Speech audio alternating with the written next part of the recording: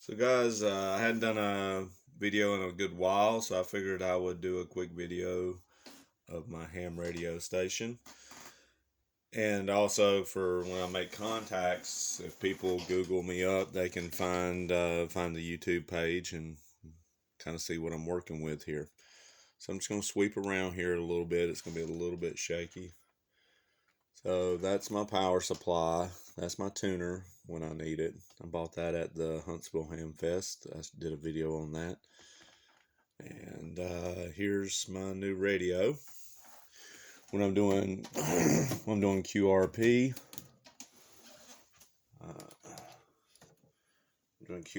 this is the radio I use. When I'm activating remotely, it's got a built-in battery.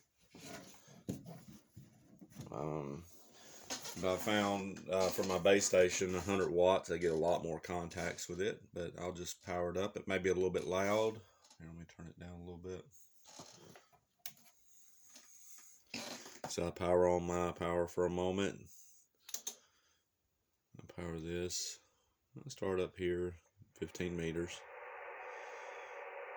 I'm a general class license. My call sign is kn4 Whiskey November X-ray. And I just scan through the bands to see if anybody's calling CQ. On this frequency with my little small antenna, I spoke to Australia and New Zealand. So it was about this time of day. So I don't hear nothing on that band. So I go to 20 meters.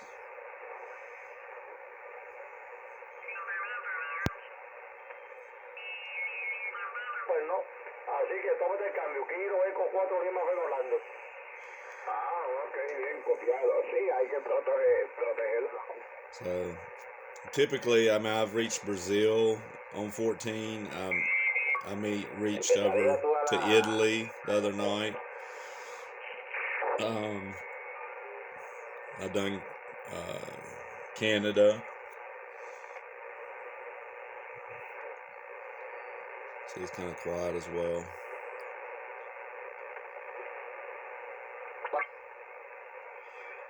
So I'm not going to go down into the CW portion because I'm teaching myself Morse code right now, so I don't quite know how to do Morse code. This band's pretty active right now.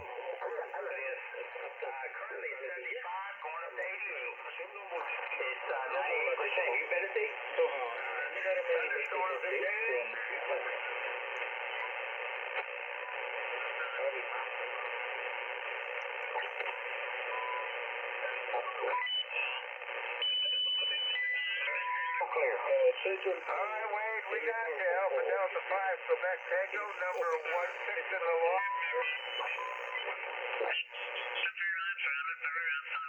Overcast skies and some nice cool weather this morning, and we got KD8OVQ. So those are nets that are activating. It's where you have a net controller and people contact in whenever the net's activated. I've done that a few times. That's fun to listen to the guys out there.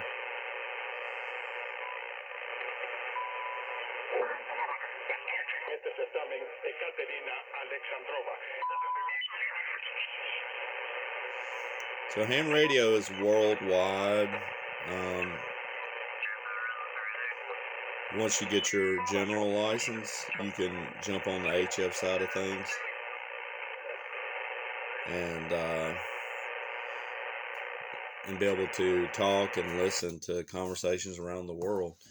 With this little rig here, like I said, I was able to speak over to Australia, New Zealand, and I just have a regular wire antenna, nothing fancy.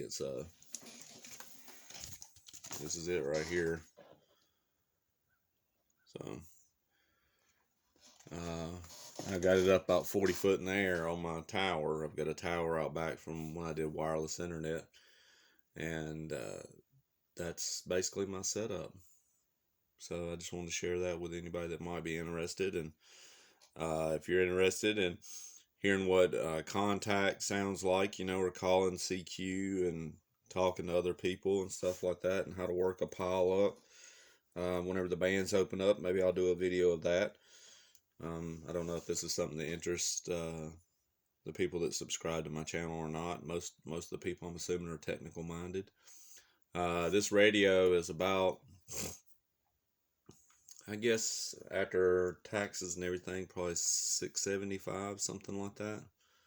So it wasn't too bad. If I had to do over again, I probably would use the same radio. I've gotten a lot of contacts off this. It doesn't have an auto tuner in it though, so you better get an antenna that's resonance. That's why I bought this over here on the side at the Hamfest. I got that for I think $150. So it's a monster of a tuner. I also have a couple little radios that I do 2 meters and stuff like that. So it's like a vehicle mounted radio, but I have it in here. Whenever some bad storms come through, I power that on with a battery, and I can get on the repeater and hear the storm spotters and stuff like that to see what's going on. Anyway, please like and subscribe, and definitely leave a comment if you want to see some more ham radio stuff. I've been getting into building antennas, and I got a Balaam here that I'm working on. So you put that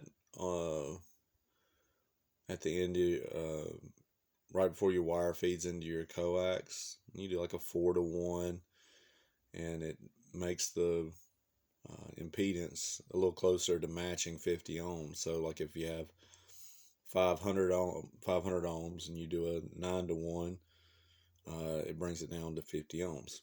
So I can do a video on how to wind a toroid, and maybe explain a little bit more about toroids if anybody's interested in that.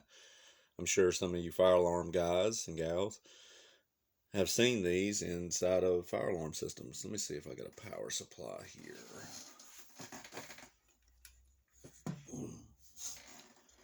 See, this is a power supply out of